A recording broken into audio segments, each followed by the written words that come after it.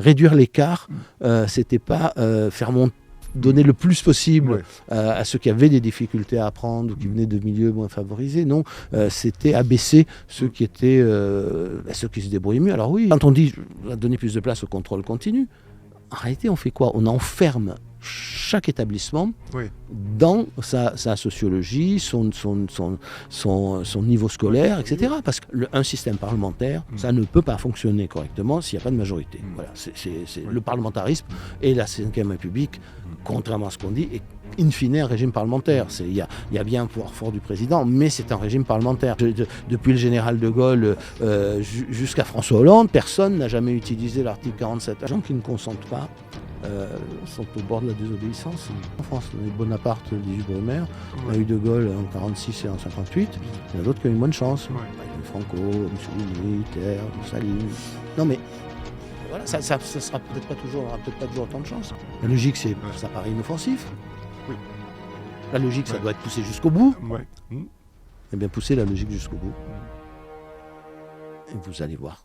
Bonjour à tous, nouvelle émission de Putsch Live, une nouvelle fois dans nos studios. Merci à tous d'être là. Je reçois aujourd'hui Henri Guénaud, qui est homme politique, homme fonctionnaire, spécialiste aussi en économie. Il est conseiller maître à la Cour des comptes depuis 2006. Il a été, vous le savez, conseiller spécial de Nicolas Sarkozy et plume de Nicolas Sarkozy. Il s'exprime ici sur de nombreux sujets. On va parler d'éducation, on va parler d'Emmanuel Macron, de démocratie, de constitution, du peuple français également. On parlera aussi de Bruxelles. On parlera de tous ces sujets avec Henri Guénaud dans un très très long entretien. Je vous remercie d'être aussi fidèle. Vous êtes près de 127 000 à suivre la chaîne YouTube. 16 millions de vues. Donc continuez à nous soutenir, continuez à vous abonner pour que nous puissions continuer à nous développer, nous, et faire, bien entendu, ces entretiens dans ces studios. Allez, de suite, on passe à l'interview.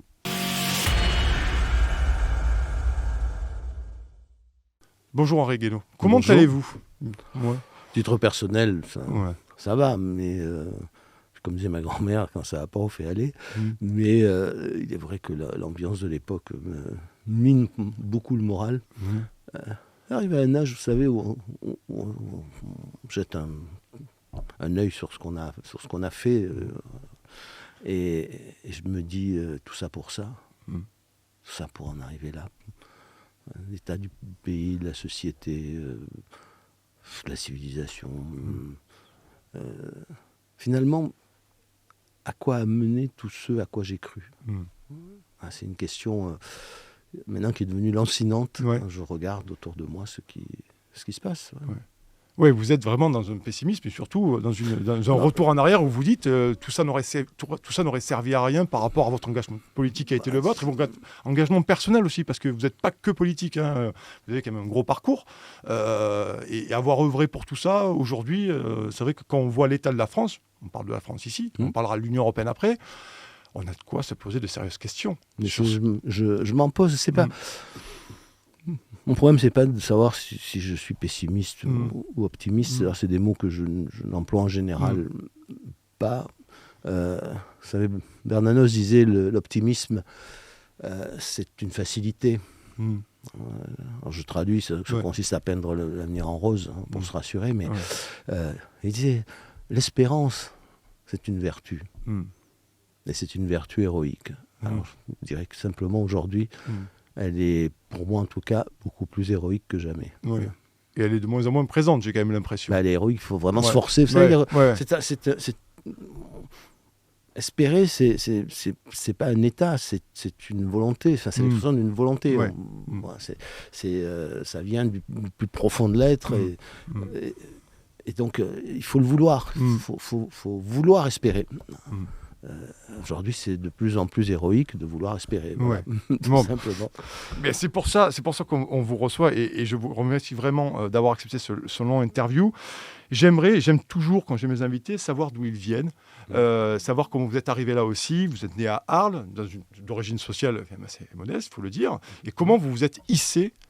C'est la méritocratie, c'est la détermination. Est-ce qu'il y a une certaine forme d'héroïsme aussi, de pouvoir avoir gravi les échelons comme vous l'avez fait aussi? Parce qu'il faut être économe du mot du mot héroïsme. Vous savez, même les grands résistants, quand on les a interrogés des années après, qu'on leur disait vous êtes des héros, ils disaient non, je suis pas un héros, j'ai fait mon devoir. Voilà. Donc non, je suis pas un héros, je suis pas allé risquer ma vie dans les tranchées ni dans les maquis. Bon, faut être il faut être raisonnable. Il y a une question, une question de volonté, ça c'est certain. Et puis je suis né dans une époque où on pouvait espérer récupérer le fruit de son travail. C'était une époque où les mécanismes de la République, de la promotion républicaine fonctionnaient encore. Alors, ça n'a pas été toujours très facile. J'ai à la fois eu une enfance très heureuse parce que j'ai baigné dans beaucoup d'amour. Voilà, c'est compliqué parce que j'avais pas de père, en tout cas je ne le connaissais pas, mais beaucoup d'amour. Puis vous savez, la misère au soleil, c'est beaucoup plus facile à vivre qu'ailleurs. Voilà. Donc dans une ville qui était une ville magnifique, avec un passé qui m'a profondément marqué. Très marqué par la romanité, par l'héritage romain, méditerranéen aussi. Voilà, donc tout ça fait un point de départ qui ne manque pas de difficultés, mais qui est plutôt favorable, au fond, plutôt heureux, dans un monde qui était relativement en ordre. Voilà, on pouvait progresser dans la société, on pouvait progresser soi-même déjà, et puis on pouvait progresser dans la société. Alors parfois c'était compliqué à comprendre pour ma famille, mais... c'est vrai, il y avait ce regard un peu... J'avais dit un jour où je m'étais un peu énervé, il y a quelques années, le Premier ministre de l'époque avait eu un mot un peu dur en disant devant le groupe parlementaire, les conseillers doivent rester à leur place, parce que j'avais fait quelques commentaires qui ne lui avaient pas plu, et j'avais été interrogé le lendemain sur une radio et sur ce sujet. J'avais dit, vous savez, il y a un seul sujet sur lequel je n'ai pas suivi les conseils de ma grand-mère, qui donnait toujours de très bons conseils. C'est le conseil suivant, il faut rester à sa place. Et heureusement, je n'ai jamais eu envie de rester à ma place. Effectivement. Alors, voilà, donc, mais voilà, il n'y a pas grand-chose à en dire, sinon que tout ça m'a beaucoup marqué, beaucoup imprégné. Enfin, on est toujours imprégné par son enfance, et que quand j'ai lu Le Premier Homme de Camus, j'ai eu l'impression que c'était en grande partie mon histoire, sans doute mieux écrite et mieux sentie que j'aurais fait moi-même, mais... Bon, voilà, ma mère était femme de ménage, j'avais pas de père. C'est quand Camus écrit que l'enfant dont il parle, qui est en réalité lui-même, chaque année est angoissé devant la fiche à remplir à l'école, où il faut dire, écoutez, le nom du père, de la mère, la profession, etc. Alors, bon, il n'avait pas son père, mais qui était mort à la guerre, mais ça c'était le cas d'une bonne partie de la classe, après la Première Guerre mondiale. Mais sa mère était femme de ménage. Donc, il avait du mal à écrire ça, donc après avoir beaucoup réfléchi, il écrit domestique. Et il dit, pour la première fois de ma vie, j'ai eu honte d'avoir eu honte. Voilà. Et ça, c'est peut-être la phrase dans la littérature qui m'a le plus profondément touché. Voilà, ça dit peut-être à peu près tout ce que tout ça m'a laissé en moi. Et j'ai toujours honte d'avoir eu honte, moi aussi, parce qu'en réalité, il n'y avait que des raisons d'être fier. Voilà. Effectivement, c'est intéressant, et vous parlez notamment de la méritocratie, parce qu'il est question de méritocratie là-dedans. Je viens de vous poser la question, est-ce que Henri Guénaud, né en 1990-2000, aurait pu être Henri Guénaud aujourd'hui, concrètement, dans cette société telle qu'elle est? Je n'en sais rien, mais à regarder la société et les données dont on dispose sur la promotion sociale, on peut effectivement se poser la question, puisque la promotion sociale n'a cessé de régresser. Et même quand les chiffres vous disent qu'elle augmente et que les gens progressent, les chiffres ne veulent plus dire la même chose qu'il y a un demi-siècle. Voilà, ce que vous pouvez aujourd'hui... beaucoup plus de gens ont des diplômes d'enseignement supérieur, beaucoup plus de gens font des études. Il faut voir la suite, il faut voir quel est leur sort ensuite dans la société. Ça n'assure plus la même promotion que ça assurait de mon temps. On affecte les gens dans les universités, parfois dans les lycées, même à Paris, par exemple, avec non pas simplement des critères d'excellence, mais des critères il y a un critère par exemple de position sociale dans l'affectation en seconde à Paris, dans un algorithme dont on ne connaît pas les fonctionnements, la pondération des différents critères, mais qui vous délivre des points qui à la fin vous dit vous allez là plutôt que là, mais dans lequel au fond le critère de l'excellence est noyé dans d'autres critères. Enfin, c'est quelque chose qui est assumé, au fond, par cette société. C'est même totalement décrié, l'idée qu'on puisse fonder tout un système de promotion sociale, toute société, sur le principe de la méritocratie. Alors, la méritocratie, elle n'est pas que scolaire, hein, mais c'est l'idée que la promotion sociale ou la hiérarchie sociale est fondée sur le mérite est quelque chose qui est désormais ouvertement récusé dans les discours, dans les textes, comme dans les faits. Donc ça, c'est un monde dans lequel moi j'ai du mal à me reconnaître. Et le résultat de tout ça, c'est qu'on a beau ajouter des coefficients de position sociale, c'est qu'en réalité, les gens qui partent d'en bas de l'échelle arrivent proportionnellement beaucoup moins nombreux en haut de l'échelle qu'à mon époque. Alors aussi, on est souvent trop pressé. C'était le parcours classique de la Troisième République, un parcours à la Pompidou. C'est-à-dire, vous avez un grand-père paysan, un père instituteur, une mère éventuellement institutrice, et puis le fils, lui, il est, au lieu de faire l'école normale, il va faire l'école normale supérieure. Voilà, et puis il finit, en l'occurrence, il finira président de la République, mais c'était un cheminement qui était assez classique, pas exceptionnel, sauf la fin, tout le monde ne devient pas président de la République, c'était valorisé, reconnu. Voilà, c'était un objectif que se donnait la société. Ça n'est plus l'objectif. Alors ça tient encore une fois parfois à l'impatience, c'est-à-dire sauter d'une génération. Ça peut arriver, mais il fallait sous la Troisième République 2 générations, voilà. Mais on progressait de génération en génération. Cette idée de progression, moi, dans ma jeunesse, elle existait pour tout. C'était l'idée que demain serait meilleur qu'aujourd'hui et que la vie de vos enfants serait meilleure que la vôtre et que la vie de leurs petits-enfants serait encore meilleure. Il y avait une espérance qui demandait moins d'efforts héroïques qu'aujourd'hui.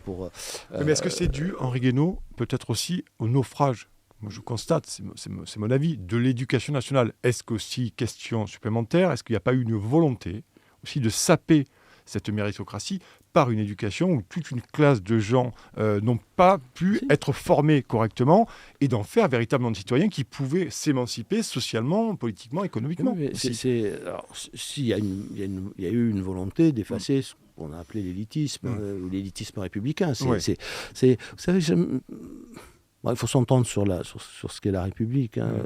La République, c'est un projet de société, c'est pas un régime.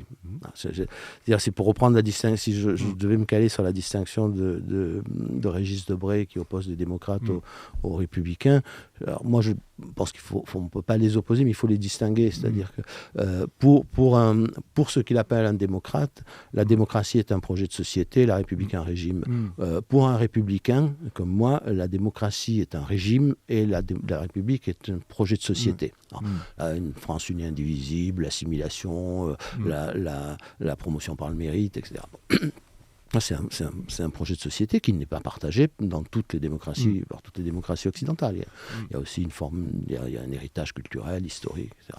La République unie et indivisible, elle a aussi des racines dans ce qu'il y avait avant la République. Après tout, c'est la suite du projet capétien, sans doute par d'autres moyens, mais d'unir, constituer une nation unique. Alors ça a ses avantages, ses inconvénients, mais croire qu'on peut, par exemple, construire ce que la République représente dans l'imaginaire historique, politique, même philosophique des Français, sans minimum de centralité de l'État qui va assurer la cohésion du pays et qui va, par son autorité, surplomber toutes les féodalités de toute nature. J'invente rien, De Gaulle l'a redit dans les années 50-60. Alors elles sont plus, il disait très bien, elles sont plus dans les donjons, mais elles sont dans l'économie, dans les partis, dans les médias, dans les syndicats. Et disait-il, les féodalités n'aiment rien moins qu'un État qui fasse réellement son métier et qui par conséquent les domine. Mais ça, c'était intrinsèque au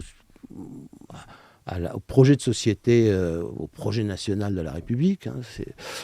Croire qu'on peut faire la République en se débarrassant totalement de cette idée, à mon avis, nous conduit dans une impasse, conduit tout simplement à détruire la République. Simplement, en France, cette idée d'unité que la République a continuer et à porter sans doute presque à son idéal, mais cette idée de la République, quand on l'abandonne, on défait la France, cette idée de la centralité. Donc c'est une chose de vouloir assouplir, de vouloir redonner des responsabilités localement. Jadis on appelle ça la déconcentration. Mais faire de la décentralisation une idéologie, faire du fédéralisme un modèle d'organisation de la société, il y a beau y avoir eu les Girondins, il n'empêche que c'est une contradiction profonde avec l'idéal républicain et même avec l'histoire de France et ce qu'est la France et ce qu'est, on va dire, la francité. C'est mettre en danger un équilibre extrêmement fragile. Mais selon vous, ça répond à quoi finalement ? C'est une partie des élites qui sont empreints d'idéologie ou qui ont aussi peut-être régressé intellectuellement. Ça fait très longtemps que vous êtes dans ce milieu-là, vous connaissez bien la politique. Moi, c'est la question que je me pose. Est-ce qu'à un moment donné, aussi une partie des élites se sont affaissées intellectuellement ? D'abord, il y a une dimension idéologique. Après tout, le débat, par exemple, girondin-jacobin, il n'a pas commencé à la Révolution. Il est très ancien, même s'il portait d'autres noms. Mais justement, parce que les féodalités de toutes sortes luttaient contre le pouvoir royal. Alors, celle de la noblesse traditionnelle, mais celle aussi de la noblesse de robe, des parlements qui étaient des tribunaux qui étaient en guerre permanente contre le pouvoir. Voilà, des minorités locales agissantes. Bon, tout ça est une très très vieille histoire. Donc il y a une dimension idéologique qui est forte, qui est une détestation au fond, détestation de ce que veut dire le mot France, détestation aussi bien de ce qu'elle a, de ce qui est de la façon dont elle s'est construite sous l'Ancien Régime comme sous la République, et dans l'abus du mot démocrate pour se donner le beau rôle, il y a quelque chose qui ressemble à ça et qui a été... Il y a une poussée idéologique dans ce sens depuis des décennies. Mais encore une fois, c'est vu, de temps en temps, il y a des poussées très fortes. Qu'est-ce qui s'est réveillé au fond dans les dernières décennies ? C'est... alors Jacobin, c'est toujours un mot ambigu à cause de Robespierre, mais moi je suis pas du tout un zélateur de Robespierre et de la Convention. Mais employons ce mot pour ce qu'il est, c'est-à-dire l'idée d'une France unie avec un État qui assure son unité, mais il y a une grande poussée de l'antibonapartisme, de l'antigaullisme, mais cet antigaullisme viscéral qui a toujours existé dans une partie de la société, il se réveille, enfin il s'est réveillé. Il s'est réveillé, il a produit des dégâts parce que il nie toute idée réelle d'autorité, de verticalité, et ça va très loin, jusque dans l'école.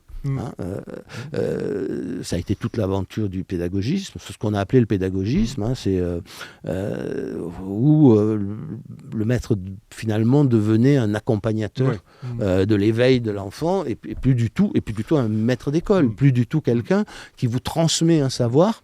Non, c'est quelqu'un qui vous accompagne dans votre recherche tâtonnante du savoir, dans l'éveil de votre personnalité. Et ça a donné des résultats assez désastreux. Là encore, je vais reprendre une formule de Régis Debray, qui a toujours le sens des formules. Il disait, mais vous savez, pour comprendre la différence entre un républicain et un pédagogiste, il faut penser à la situation. Il faut se rappeler de la formule suivante. Le républicain pense que pour apprendre les mathématiques à Pierre, il faut connaître les mathématiques. Le pédagogiste pense que pour apprendre les mathématiques à Pierre, il faut connaître Pierre. C'est très bon. Non, mais ça résume. Alors évidemment, il faut faire un effort. Le pédagogue doit faire un effort pour comprendre l'enfant qui est en face de lui. Mais l'enfant ne doit. C'est pas l'enfant roi. Et on ne sert l'enfant que précisément parce qu'on est capable de lui transmettre un savoir, de l'aider à structurer sa pensée. Voilà, mais si vous le laissez comme un terrain en jachère où poussent des herbes folles, eh bien vous ratez complètement votre. Moi, j'ai raté l'objectif de l'école. Moi, j'ai vécu. Et c'est pas un problème de gauche ou de droite à l'origine. Moi, j'ai vécu une époque. C'était pareil pour Camus avec son instituteur. Moi, la plupart de mes instituteurs, ils étaient probablement de gauche, mais voilà, ils avaient des blouses grises, un sens de l'autorité, et ils aimaient les enfants à proportion précisément de l'exercice de leur autorité et de leur volonté de transmettre et de la discipline qu'ils leur imposaient, à la fois du point de vue du comportement et aussi du point de vue de la pensée et de la réflexion. Et je n'ai que des remerciements à leur adresser. Voilà, et dans cette école-là, parce que c'était une école au fond de l'exigence et une école de l'excellence, même si tous les élèves n'allaient pas avoir des destins intellectuels absolument extraordinaires, mais c'est une école où le fils de la femme de ménage, le fils de l'agriculteur, du paysan, de l'ouvrier, il était assis sur les bancs de la même classe à côté du fils du notaire, du médecin, de l'avocat, du commissaire de police ou de l'industriel du coin. Voilà, et tout ça se passait très bien, et ça c'était encore l'école de la République. Aujourd'hui, c'est plus le cas. C'est plus le cas parce que quand l'école devient laxiste, à la fois pour le comportement, s'agissant du comportement, mais s'agissant aussi de la pensée, de la connaissance et de l'autorité du maître, elle s'effondre, et ceux qui le peuvent envoient leurs enfants ailleurs. Oui, d'accord. Voilà, donc aujourd'hui, vous avez de plus en plus une école à... La ministre du gouvernement, d'ailleurs, envoie ses enfants, vous savez, l'Alsacienne, voilà, non, mais c'est un exemple. Ils ont besoin de structure. Ça, c'est insupportable. C'est insupportable. C'est-à-dire, on n'est pas obligé de devenir ministre de l'Éducation nationale, mais quand on le devient... alors moi, je comprends qu'on n'ait pas envie de sacrifier ses enfants, mais à ce moment-là, on n'y va pas. Enfin, on va pas... Quel est le message, quel est le symbole de ce choix? Enfin, Pourtant, il a été surpris de la critique. Pap Ndiaye. On l'a senti assez surpris. Oui, mais peut-être. Oui, enfin bon, moi, je ne sais pas. Il y a tellement de gens qui exercent des fonctions sans comprendre ce qu'est la nature de leurs fonctions, que, au fond, ça ne me surprend pas. Ça vient juste se rajouter à cette logique qui fait qu'aujourd'hui, on occupe des fonctions sans savoir quelle est leur nature. Ça va du haut de l'État jusqu'à plus bas. Voilà. Mais quand vous êtes ministre de l'Éducation, l'éducation nationale. Ben non, vous ne faites pas ça, sinon... voilà, en même temps, je comprends qu'on ne veuille pas sacrifier ça, mais dans ce cas, on continue à faire sa vie autrement. Mais, surtout que la politique menée est totalement l'inverse pour des millions de petits Français. Mais ils font ce qu'ils peuvent. Hein, ouais, dire. Ouais. Voilà, donc, mais tout est comme ça. Regardez, ça se niche dans tout ce qu'on a fait. On a dégradé la situation matérielle et morale des enseignants. Bon. Plus on a dégradé la situation matérielle des enseignants, plus il a été difficile de recruter des enseignants de qualité. Bon. On a multiplié les options à l'excès, on a supprimé l'exigence, alors on ne peut plus redoubler, alors on vous explique toujours, il y a toujours de bonnes raisons, mais ça ne sert à rien, très bien, et ça sert à quelque chose d'amener un enfant du cours préparatoire jusqu'au lycée. Quand il ne sait pas lire, quand il ne sait pas compter, bon, ça devient totalement absurde. Donc, il y a plus d'exigence. Moi, j'ai vécu, alors ça n'a pas duré longtemps après mai 68, une époque où on avait supprimé les notes, parce qu'il ne fallait pas traumatiser les mauvais élèves. Le traumatisme de la note. Il ne fallait pas traumatiser les mauvais élèves. Hein, donc, bon.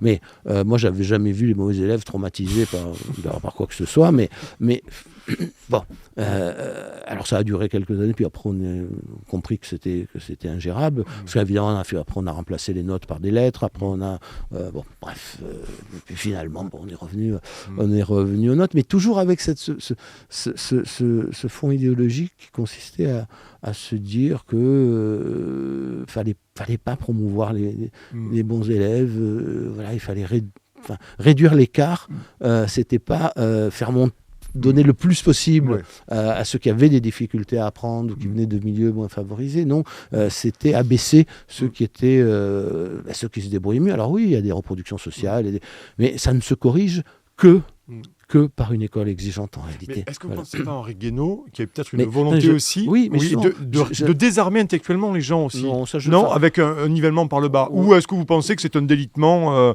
somme toute, logique mais tragique? Je crois qu'il y a une idéologie qu'on va appeler anti-élitiste, qui était, pour dire égalitariste, mais je trouve que le mot égalité est trop beau pour être traîné comme ça dans la boue. Mais c'est d'abord le fruit d'une idéologie, mais qui a toujours existé, qui est pas neuve, mais qui justement a repris du poil de la bête, si je m'exprimais ainsi, qui s'est installé, qui a pris le pouvoir. Donc parce que c'est bien beau de dire regardez, il y a de la reproduction sociale, etc. Donc casser la reproduction sociale. Alors pour casser la reproduction sociale, il faut être moins exigeant, il faut supprimer la culture générale parce que c'est un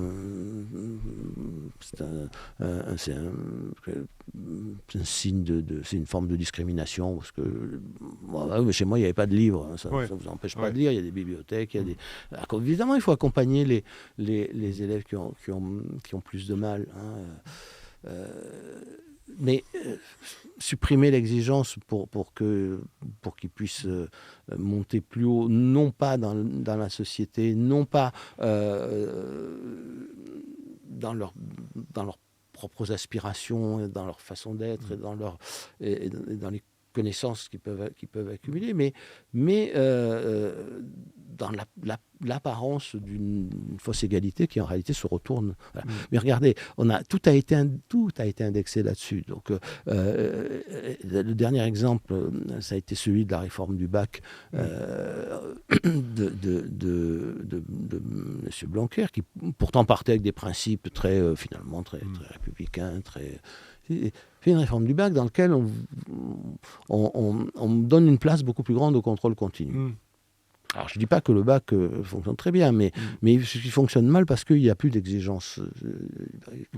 Et la seule solution, c'est de remonter l'exigence du bac pour que ça se diffuse au reste du système. Si le bac est plus exigeant, bien, on sera plus exigeant en terminale, en première. Enfin, voilà. On a dit, on va tout casser. Bon. Alors, et le bac, vous voyez, au fond, c'était républicain. On peut dire, oui, mais c'est horrible, le même bac à tout le monde en même temps, etc. Mais je trouve pas. Moi, je suis assez séduit par l'idée de Jules Ferry. Finalement, la même dictée, à la même heure dans toute la France. Bon, alors c'est un peu poussé, mais il y a quelque chose là-dedans. Enfin, on voit bien ce qu'on veut arriver à faire, construire une nation, une société. Bon. Et quand on dit donner plus de place au contrôle continu, en réalité, on fait quoi? On enferme chaque établissement dans sa sociologie, son niveau scolaire, etc. Parce que évidemment, vous ne notez pas de la même façon quand vous avez une classe faible culturellement, pour des raisons qui peuvent très bien, qui s'expliquent aussi par le milieu, le milieu familial, le quartier, bon, mais du coup, ça n'a évidemment plus du tout la même valeur. Il n'y a plus du tout la pression qui s'exerce si on a un bac exigeant sur tout le monde pour élever le niveau. Pourtant, vous avez des milliers de familles qui sont attachées encore au baccalauréat, malgré sa baisse de niveau. Donc, est-ce que là, on ne prend pas les Français pour des imbéciles, pour être très clair avec vous, sur le niveau réel du bac, le niveau réel des études des élèves? En leur faisant croire que c'est le Graal, le bac. Non, mais je pense qu'on n'a pas besoin de leur faire. Il faut que les gens se rattachent à quelque chose. Pour rappeler l'imaginaire français, il y a aussi l'idée qu'on s'élève par les études. C'est pour ça que le CPE avait échoué, d'ailleurs. C'est quand vous dites aux gens qui se saignent aux 80 pour que leurs enfants fassent des études et des diplômes, qu'une fois qu'ils ont leur diplôme, ils ne vont pas avoir les mêmes droits que les autres. On va leur faire des périodes d'essai plus longues, avec plus d'incertitudes, moins payées. C'est pour ça que le CPE a échoué, parce qu'il télescopait l'imaginaire des Français, à qui on avait dit, mais si vos enfants font des études, ils vont avoir une meilleure vie. Donc les gens se sacrifient pour que leurs enfants fassent des études. Voilà. Donc si à la fin vous leur dites ah ben oui mais non finalement ça vous donne moins de droits que les autres et moins de perspectives là vous rentrez en conflit avec un imaginaire qui est très profondément installé et les gens se disent mais pourquoi j'ai fait tant d'efforts moi et puis mes enfants bon donc et là cette histoire de contrôle continu que tous les gens qui ne réfléchissent pas considèrent finalement que c'est bien, ça évite de concentrer sur une seule journée ou sur quelques jours, sur quelques épreuves. Mais le danger là, c'est que, évidemment, il y a des lycées où le contrôle continu, c'est celui d'une exigence maximum, et puis d'autres où vous ne pouvez pas.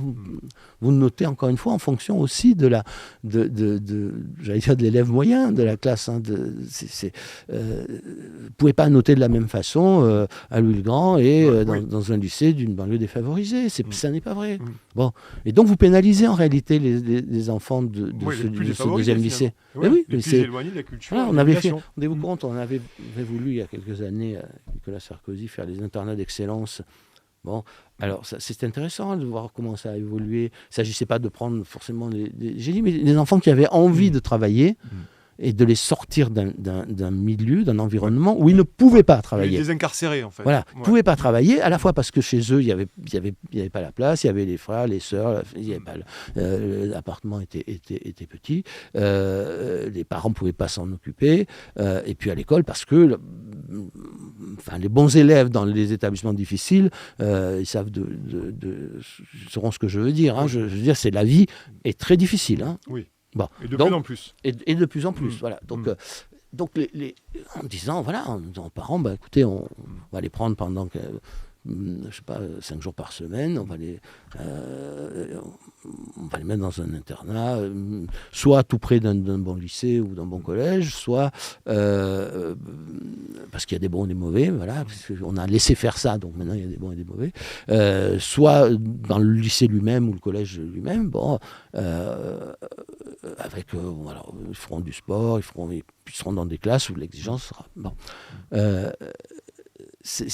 Alors, on me dit ça coûte cher. Bon, coûte cher, puis alors vous comprenez, vous prenez les bons élèves. Il vaut mieux les gâcher Alors que c'est leur exemple qui peut amener aussi les autres à se donner un peu plus de mal. Bon.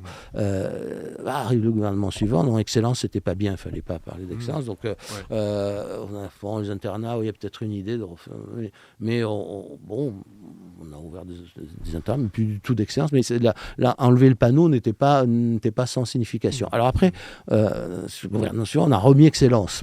Mais on a remis excellence sur n'importe quoi. Ça n'a plus rien à voir avec l'idée de départ. Parce que l'idée de départ, elle était insupportable à beaucoup de gens. Et moi, j'ai vu beaucoup de gens, que ce soit dans l'éducation nationale, dans certaines collectivités, tout faire pour que ça ne fonctionne pas. Voilà, ben oui, il fallait c'est sûr, il fallait du transport scolaire, il fallait, on me disait, mais les parents ne voudront pas. Les parents, vous allez voir les parents, vous leur dites, je le prends en charge pendant 5 jours, ça vaut la peine. Je ne sais pas si ça coûte cher. Non, ça coûte pas cher parce que un enfant qui a envie de travailler, dont on gâche la vie, ça coûte beaucoup plus cher à la collectivité pendant des décennies qu'un enfant à qui on a permis de s'épanouir. Je reviens à Camus, mais c'est une leçon éternelle. Camus arrive la fin de l'année, avant de passer au lycée, parce qu'à l'époque il n'y avait pas de collège, on passait de l'école primaire au lycée, l'instituteur réunit 5-6 élèves mieux défavorisés, il dit voilà, si vos parents sont d'accord, moi je vais vous à l'époque, il y avait un concours des bourses. Je vais vous faire préparer le concours des bourses gratuitement. Bon. Et puis, il y en a, sur 5, je ne sais plus, il y en a 4 qui reviennent, les parents sont d'accord, puis un qui vient, les parents ne sont pas d'accord, c'est Camus. C'est Camus qui est élevé comme moi par sa mère et sa grand-mère. Pourquoi ? Parce que sa grand-mère, elle dit, jusque-là, on a fait des efforts, maintenant que la scolarité obligatoire est finie, il va falloir travailler parce qu'on n'a pas d'argent. Voilà, donc... moi, j'ai vécu la transition entre ces générations-là et puis les générations suivantes. Mais c'était quelque chose... Moi, il y avait des gens dans le milieu des ouvriers, des employés au bas de l'échelle pour qui c'était impensable. C'était une forme de gaspillage, de dépenses. C'est une forme de luxe. Bon. L'instituteur... il prend le petit Camus par la main, il va voir la grand-mère. Et il arrive à la convaincre. Sinon, on n'aurait pas eu Camus. On aurait été plus riche de avoir eu Camus. Enfin, évidemment, c'est un exemple qui n'est pas reproductible. Tout le monde n'est pas Camus. Tout le monde, mais des instituteurs comme ça, il y en a eu beaucoup. Et c'était c'était une autre forme d'idéologie. On avait des gens qui voulaient que tous ceux qui semblaient mériter qu'on les aide plus que les autres puissent arriver à quelque chose. Et là, chaque fois qu'on fait, c'est étrange, chaque fois qu'on fait une réforme, ça a toujours été dans le sens du recul par rapport à cet idéal qu'on va appeler par simplicité idéal républicain, mais qui est un idéal de l'élitisme, c'est pas une honte. Alors après, vous avez tous les gens qui veulent détruire les classes préparatoires. Vous avez, on peut peut-être essayer de faire monter le niveau de l'université plutôt que de détruire les classes préparatoires. C'est difficile d'instaurer la sélection à l'entrée de l'université. Je suis d'accord. À ce moment-là, il faut monter le niveau du bac. Voilà, parce que le bac, c'était à l'origine le premier grade universitaire. Et c'était ce qui témoignait du niveau suffisant pour suivre des études supérieures. Voilà. Et puis après, essayons de faire monter tout le monde à ce niveau d'exigence au lieu de. Alors évidemment, ça se superpose à l'idéologie aux idéologies, on pourrait dire woke pour simplifier, mais de discrimination positive, etc. Donc on dit on va faire un concours particulier pour les pauvres et pour les démunis. Mais moi, j'aurais eu honte de faire mes études d'avoir mes diplômes parce que j'étais fils d'une femme de ménage. Ça aurait été la discrimination. C'est la discrimination positive, qui en réalité est une discrimination tout court. Bon, à un moment donné, je crois que c'était Henri IV qui avait trouvé une solution bien meilleure que celle de Sciences Po, qui a créé un concours spécifique pour les gens qui habitaient à tel endroit. D'ailleurs détourné, parce qu'évidemment, comme tout le monde fait des stratégies pour... oui, l'évitement de la classe scolaire. Mais en réalité, elle a été beaucoup détournée, comme toujours. Mm. Et Henri IV disait, on va prendre des enfants qui ont l'air d'avoir des capacités, des compétences, mais qui viennent d'établissements où l'exigence est moindre et qui sont pas au même niveau que ceux qui sortent des grands lycées de Paris ou de province. Et on va les mettre dans une classe préparatoire particulière de transition dans laquelle on va leur faire rattraper le niveau des autres. Ouais. Ça, c'est une bonne idée. Voilà, ça c'est républicain, ça c'est quelque chose qui mise sur l'effort de chacun et sur l'effort de la société pour essayer d'élever, de donner sa chance à chacun. Aussi, aujourd'hui. Il y a un caractère d'urgence aujourd'hui. Au vu de l'état du pays, il y a quand même un caractère d'urgence à former. Sauf que le problème est qu'on est arrivé, à mon avis, dans ce domaine comme dans beaucoup d'autres, à une situation intenable, mais qu'on a tellement détruit qu'il va falloir beaucoup de temps, quand bien même on s'y mettrait tout de suite, il va falloir énormément de temps pour reconstruire. Or, les gens n'en peuvent plus, au fond de cette société, de la façon dont elle fonctionne. Ils n'en peuvent plus, ils sont donc dans l'impatience. Vous savez, c'est comme tout à l'heure, on parlait de l'impatience dans la promotion sociale, mais à force de ne plus avoir de promotion sociale, on veut tout de suite, parce qu'on ne peut plus attendre. Et ça, c'est pour la politique un défi considérable. On est presque devant un mur. C'est comment gérer cette impatience. Il faut, pour changer la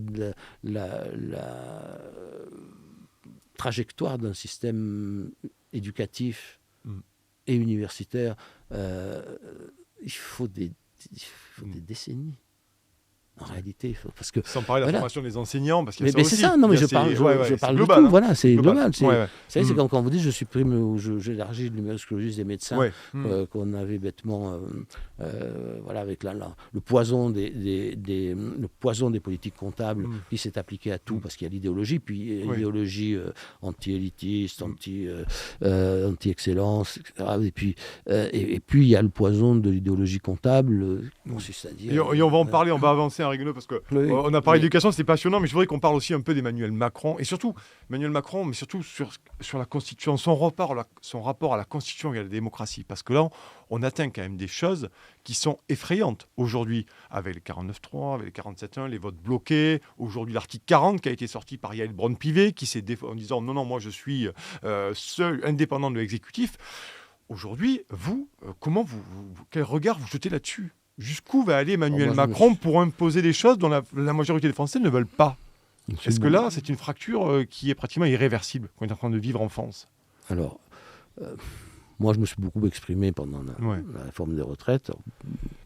J'étais contre sur le fond. Je pense que il n'y avait aucune urgence, tous les chiffres balancés à tort et à travers étaient faux. On est arrivé à un point ridicule où le ministre du Travail expliquait qu'il n'avait pas de compte à rendre au Parlement sur ces chiffres, donc ça veut tout dire. Non mais ça veut tout dire. Voilà, Bon, donc la bonne solution étant de supprimer l'âge légal de départ à la retraite et de ne s'occuper que du nombre d'annuités. Bon, mais c'était, comprenez, c'était un marqueur.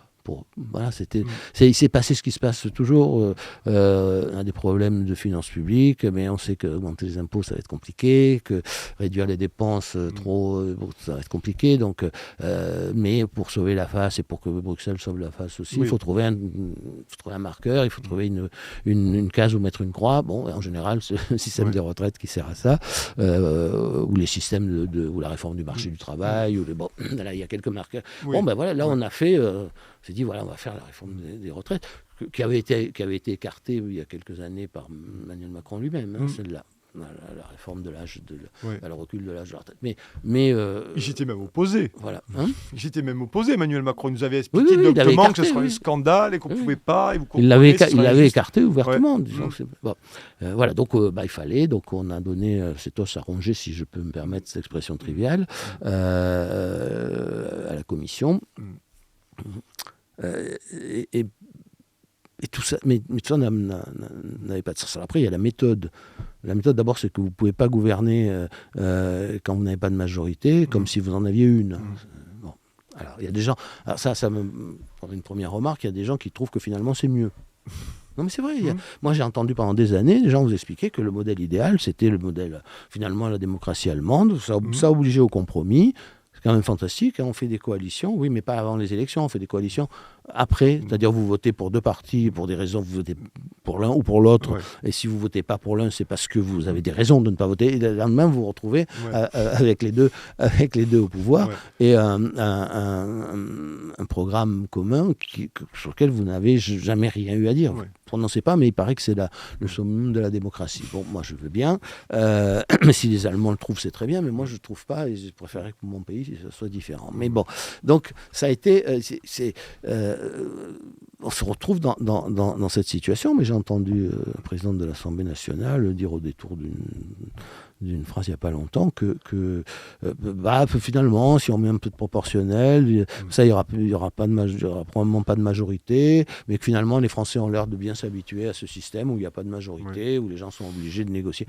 Bon, un système parlementaire, ça ne peut pas fonctionner correctement s'il n'y a pas de majorité. Voilà, c'est le parlementarisme et la Ve République, contrairement à ce qu'on dit, est in fine un régime parlementaire. Il y a bien un pouvoir fort du président, mais c'est un régime parlementaire. Quand vous n'avez pas de majorité, vous ne pouvez pas gouverner. Voilà, et s'il y a une majorité de rechange qui se forme, le gouvernement, il s'en va. Bon, alors là, la Ve République, elle a été faite pour rendre le système parlementaire gouvernable en France. Bon. Compte tenu de ce qu'a été notre histoire constitutionnelle, politique, etc. Qui était, parce qu'un système parlementaire qui dérivait comme il avait dérivé devient un régime d'assemblée. C'était le cas de la Quatrième République, où l'exécutif ne peut pas dissoudre l'Assemblée, donc c'est l'Assemblée qui gouverne. Et on a vu que l'Assemblée, elle avait gouverné sans représenter la majorité du pays. La Quatrième République va finir de cette façon. Il y a un groupe central au milieu, où les partis se partagent le pouvoir. Ça va de la SFIO au Centre national des indépendants, de Pinet aux socialistes de l'époque. Bon, ça ne fait pas la majorité, mais la majorité est ailleurs et elle est fracturée. On va dire, pour simplifier, les gaullistes d'un côté, les communistes de l'autre. Et il n'y a pas de solution institutionnelle. En plus, il y a des apparentements pour verrouiller le système, donc ils se partagent de coalitions qui changent, parfois tous les 3 mois, parfois tous les ans. Il n'y a pas d'issue. Et l'issue de la Quatrième République, la seule issue n'a pas été dans les urnes, c'était le 13 mai 58. Bon. Mais oui, mais bon, donc on a oublié tout ça, on a oublié comment finit la troisième, on a oublié... Bon, et donc ça recommence, voilà, comme pour l'école, ce sont des vieilles histoires, hein, c'est des vieilles idéologies. Toujours pareil, l'exécutif c'est pas bien, l'État c'est pas bien, plus les partis qui adorent les jeux de partis, par définition. Hein. Donc on revient, finalement, on revient au régime des partis. Voilà. Mais le problème, c'est que la situation de la France s'aggrave, des Français s'aggravent. Voilà. Les Français n'ont plus le temps aujourd'hui. Voilà. Et donc, mais non, les Français n'ont plus le temps, ce qu'on disait tout à l'heure, mais, et le pouvoir, lui, veut faire comme s'il avait une majorité. Après, il y a une équation personnelle aussi, hein, une façon de gouverner qui est... Il n'y a rien de pire que d'opposer son orgueil à la volonté du peuple. Alors, on peut discuter sur ce qu'est le peuple, mais on peut être orgueilleux, on a le droit. Mais à ce moment-là, on fait comme le général de Gaulle, c'est-à-dire, je pense que j'ai raison et je pense qu'ils ont tort, mais... ma légitimité et mon droit à les gouverner ne vient que d'eux. Donc, si vous ne m'approuvez pas, je m'en vais. Ça ne veut pas dire que j'ai tort, mais je m'en vais. Voilà, mais sinon, j'accepte le pouvoir gaullien, il a reculé plusieurs fois. Il a reculé avec les mineurs en 63. En 68, il y a eu les accords de Grenelle à 2 reprises, parce que les premiers ont été rejetés par les grévistes et puis il a fallu les seconds.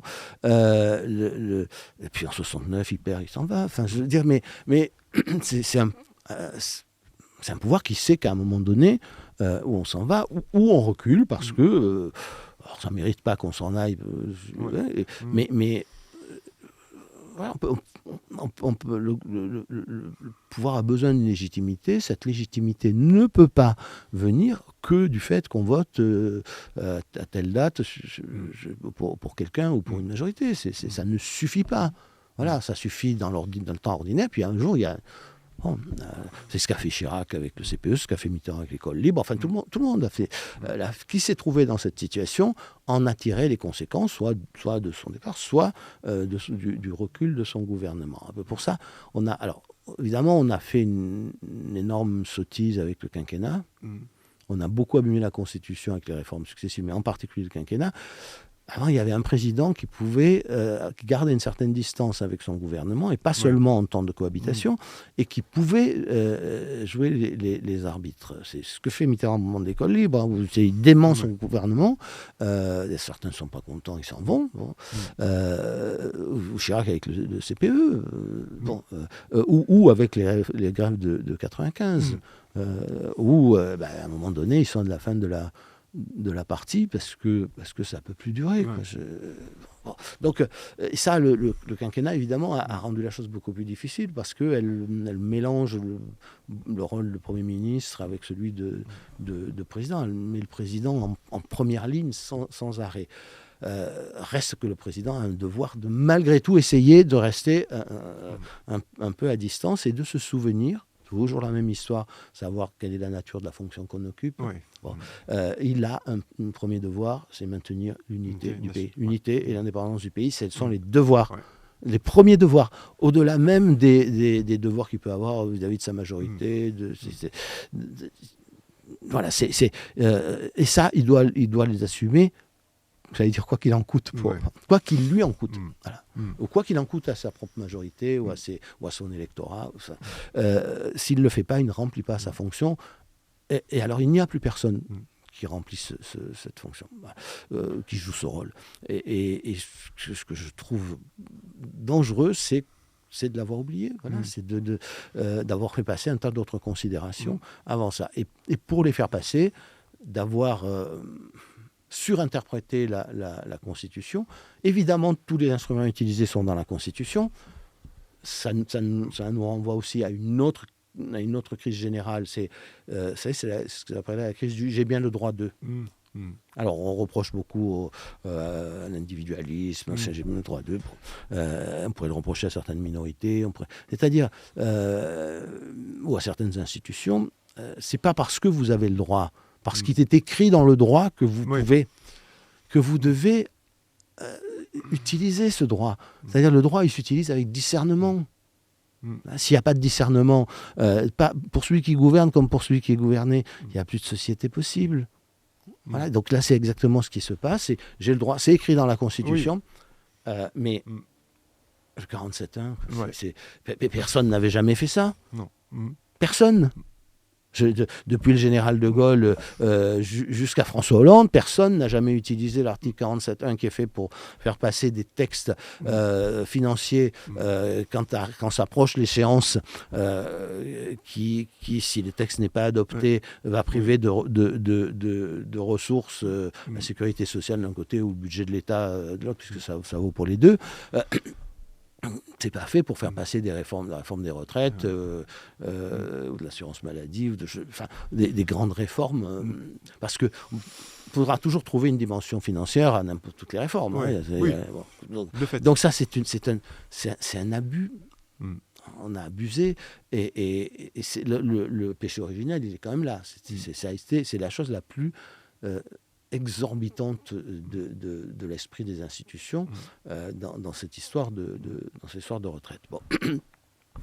Donc, c'est pas seulement la faute si on n'arrive pas à voter les c'est pas seulement la faute des insoumis au Parlement, parce qu'on a réduit le temps de débat, voilà, et qu'on sait que si c'est pas fait dans les délais, bien, le gouvernement procédera par ordonnance. Donc, mais en plus, dans l'esprit de la Constitution, il y a ce consentement populaire à avoir aussi. C'est quand même une donnée fondamentale. Comme ça dépasse même la Constitution. Voilà, je veux dire, sans consentement, vous ne pouvez rien faire. Ça, c'est tout pouvoir, toute autorité ne peut s'exercer que dans le consentement.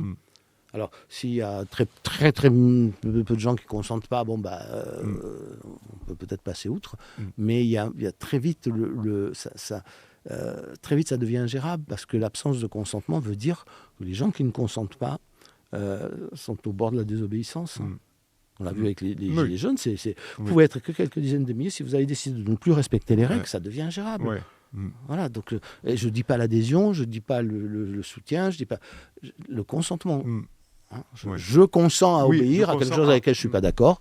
Alors je peux protester, etc. Mais bon, quand vous n'avez plus le consentement, ça devient très dangereux. Et donc là, écoutez, j'ai le droit, le reste, j'en ai rien à faire. Et donc, 47.1, alors le 49.3, il est utile, le 49.3, mais l'utiliser comme ça était invraisemblable. Le vote bloqué au Sénat, ça n'avait pas de sens. Et puis alors l'article 40, pareil, ça n'a jamais été utilisé ainsi.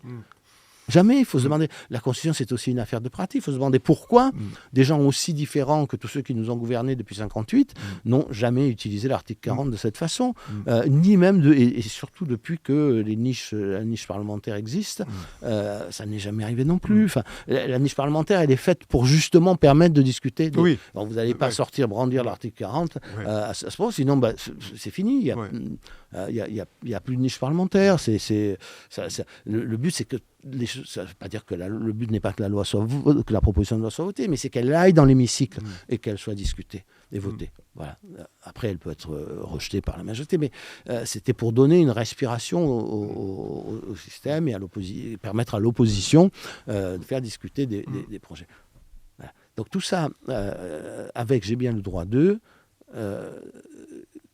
crée un sentiment d'illégitimité démocratique. D'abord, attise quand même la colère rentrée, mais colère quand même, des gens qui se disent finalement personne n'en a rien à faire de ce qu'on pense, et puis tant qu'on ne casse pas, de toute façon, ça aussi, ils vont finir par comprendre que s'ils ne cassent pas, si vous avez 300 000 personnes qui ont décidé de tout casser, ça devient notre problème. Bon, alors les gens sont raisonnables, ils n'ont pas envie, mais qu'est-ce qu'on constate ? Ils n'ont rien cassé, donc on s'en moque. C'est cette façon de gouverner aussi qui consiste à dire de toute façon ils s'useront avec les CRS, les juges, les gendarmes mobiles. C'est la pire des choses, parce qu'un jour viendra où les gens se diront écoutez, puisque on a entendu quand on casse, casser. Voilà, c'est dangereux. Henri Guénaud, qu'ils en ont conscience ou ils ne le voient même pas, ils sont tellement déconnectés, ils ne le voient même pas, ils ne pensent pas qu'à un moment donné, il peut y avoir une jacquerie qui se transforme en révolte, qui se transforme peut-être, mot pompeux, en révolution. Je crois que là, moi j'ai le sentiment qu'ils ne le voient pas, qu'ils ne le comprennent pas, qu'ils ne le mesurent pas.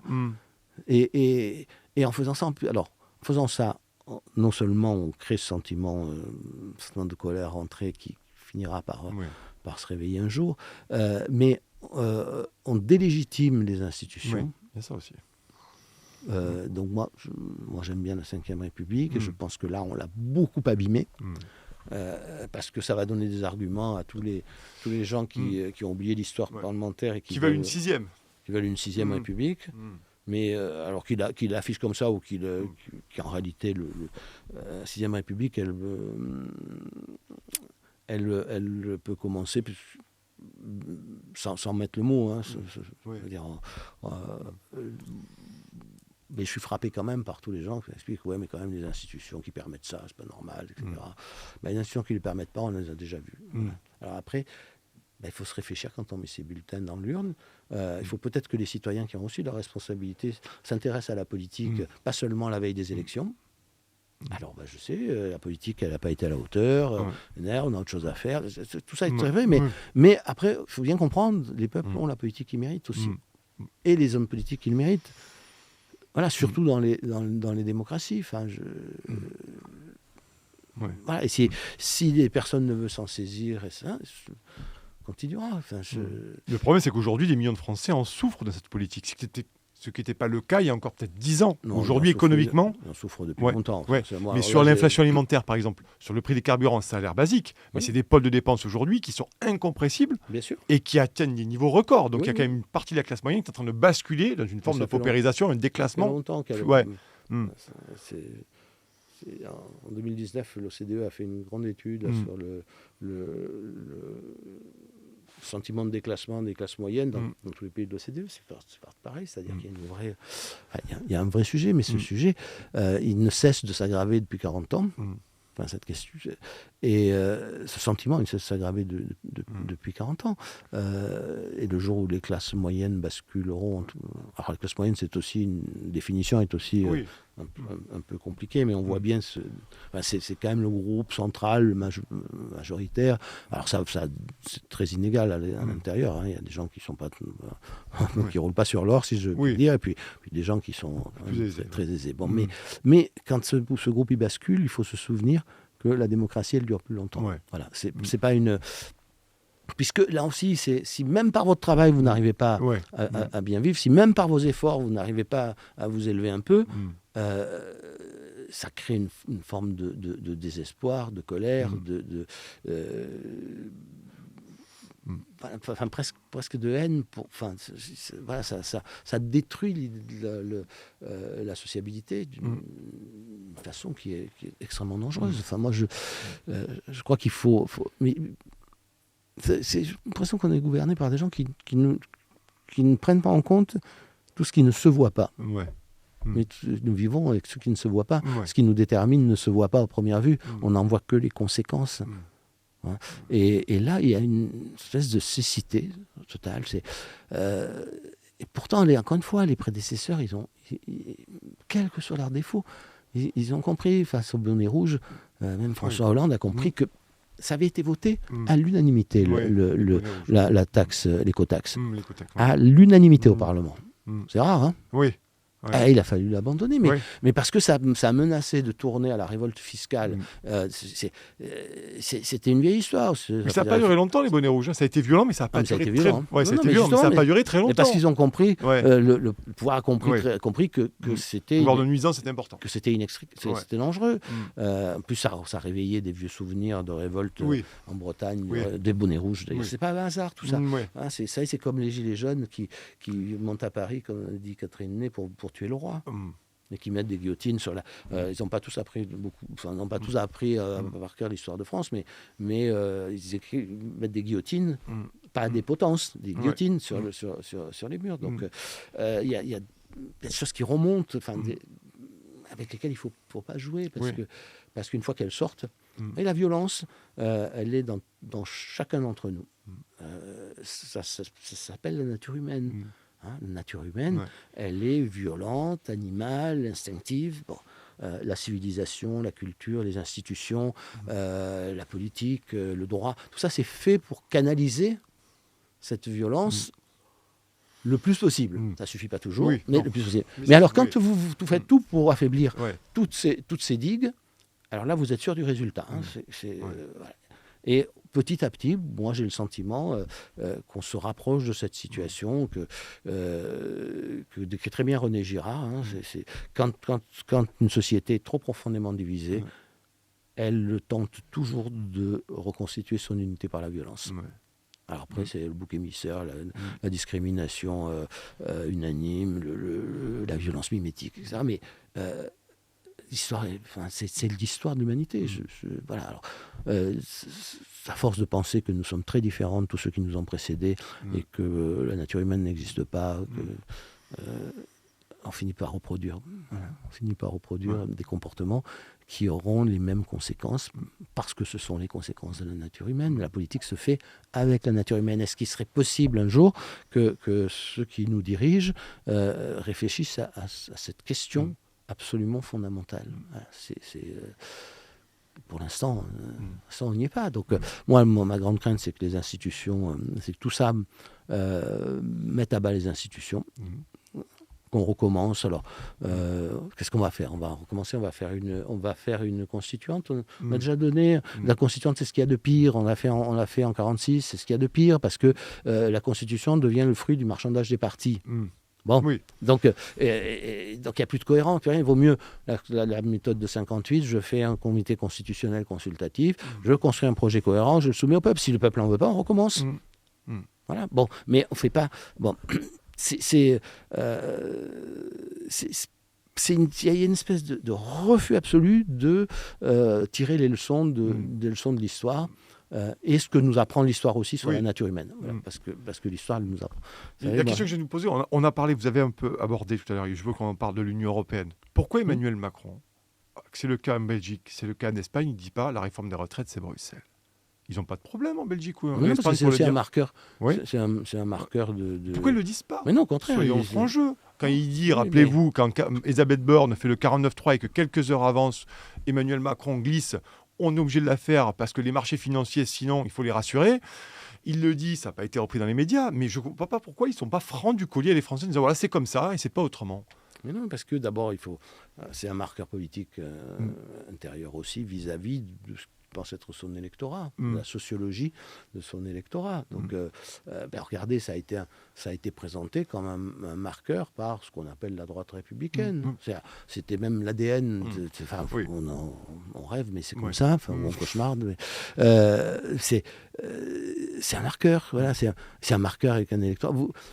Si vous dites aux retraités, vous savez, s'ils ne travaillent pas beaucoup plus et plus longtemps, on ne va pas pouvoir payer vos retraites. Le retraité, il est pour. Donc, vous voyez, cette espèce de mythologie du courage politique. Moi, j'ai le courage. Sinon, vous allez voir les marchés financiers, la faillite du système de retraite. Le système de retraite, il n'est pas en faillite. Ces discours étaient totalement excessifs, caricaturaux. Quant au marché financier, ils ont plus peur du désordre politique et social que de l'absence de réforme des retraites. Et puis si vous faites que la politique des marchés financiers, comme les marchés financiers, quand même, au bout du compte, ils avancent au hasard. Vous accrochez le destin du pays au hasard, c'est quand même un peu... Voilà. Donc, je ne dis pas qu'il faut les négliger, il faut pas du tout, mais on a un rapport avec eux qui est devenu pathologique. En tout cas, il sert d'excuse, et c'est pas bien. Parce que... Et c'est plus vrai sur Emmanuel Macron, Henri Guénaud, selon vous, ce rapport pathologique au marché? Non, je crois que c'est un rapport... Alors, c'est peut-être là, pour le coup, c'était un cas, je trouvais un cas assez pathologique, mais c'est un sentiment qui se développe dans la classe politique depuis une quarantaine d'années. Souvent, d'ailleurs, faute de compréhension des mécanismes des marchés financiers, de la manière dont fonctionne la finance internationale, des problèmes qu'elle pose aussi. Alors, on s'est un peu interrogé là-dessus au moment de la crise de 2008. Mais c'est très compliqué. Quand les gens ne comprennent pas quelque chose, ils en ont peur. Voilà.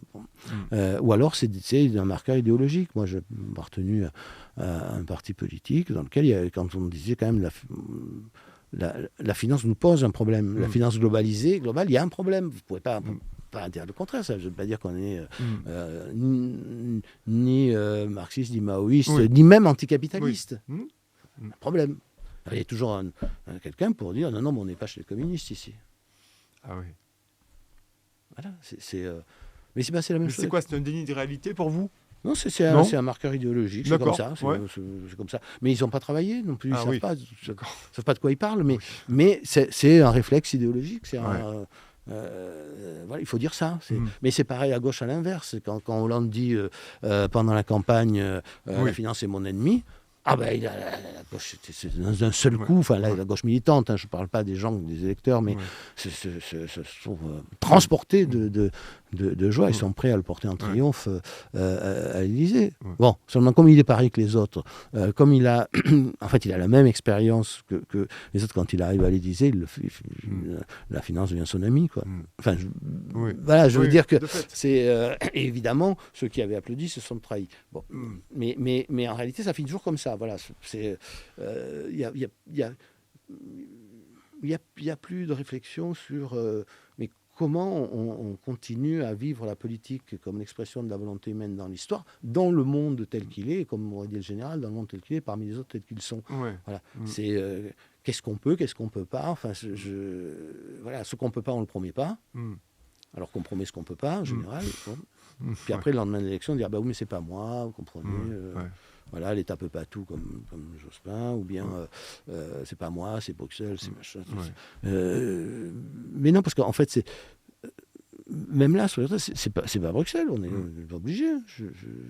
Enfin, je veux dire, on n'est pas obligé de se coucher quand on est sûr que se coucher est une mauvaise idée, quoi. Voilà, donc ça nous renvoie à autre chose, c'est que Bruxelles, ça fait partie de cette grande idéologie, c'est une pièce maîtresse de la grande idéologie de la dépolitisation. C'est-à-dire, au fond, on n'a plus besoin de politique, il faut mettre l'économie, la société en pilotage automatique, même le monde d'ailleurs, hein, avec des autorités indépendantes, des juges. Alors le monde, c'est le droit international, pas de problème. Enfin, quand ça nous arrange. Non, mais là aussi, quoi, c'est comme tout ça est impossible en réalité. Comme le monde ne peut pas être réglé, comme les affaires du monde ne peuvent être réglées que par le droit international ou par le droit tout court. Comme les affaires d'une société, d'une nation ne peuvent pas être réglées que par le droit, ça ne fonctionne pas. Et donc on finit toujours par transgresser d'une façon ou d'une autre, mais dans la pire des façons. Et après, on donne des leçons aux autres. On ne va pas aborder le vaste sujet des guerres qui ensanglantent dans la planète aujourd'hui, mais oui, il faudrait faire une émission entière là-dessus, parce qu'il y a bien de choses à dire. Mais enfin, le droit, quand ça vous embête au Kosovo, vous asseyez dessus. Quand ça vous embête en Irak, vous asseyez dessus. Bon, par contre, en Ukraine, c'est pas pareil. Non, en Ukraine, c'est pas pareil. Et à Taïwan, alors on va faire comment? Non, parce que le droit international à Taïwan, il n'est pas du côté des défenseurs de Taïwan. Je veux dire, si on s'arrête à ce critère.